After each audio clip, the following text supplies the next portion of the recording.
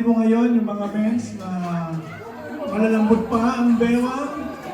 Ano lang, sabihin ko po, remember po, walang tatalon at walang yuyuko.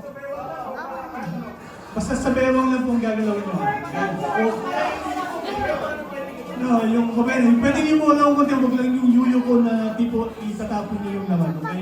Pwede po yung sisi, okay. Pwede pong ang maximum hanggang ganito lang.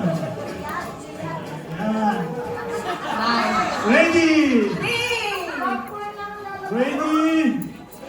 Ready! 3, 2, 1, go!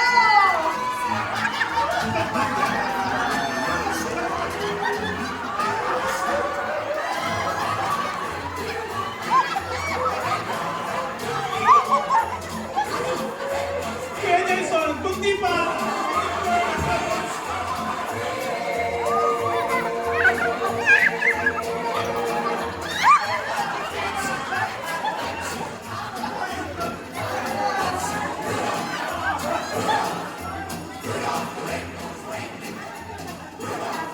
Oh, meron na ba?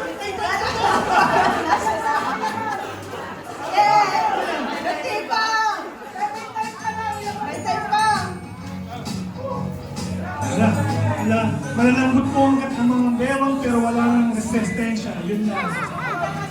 Okay, babaya. 1 minute na siguro. Tingnan natin kayo kung sino yung pinaka... Okay, tingnan natin. Wait. Kunti lang. Tingnan natin. Yung laman! Wala, si Brother Angel po ay hagos. Naman? Wala na. Hindi pa Mateo pero nahulog. Si Mateo ay nahulog pero parang mas kunti din natira kay Arnel. Kay Tito Nelson naman. Oops! Medyo marami-rami. And so, ang first winner ng batch natin ay Brother Arnel. Brother Arnel! Pero nagdumi na tayo ng hindi oras.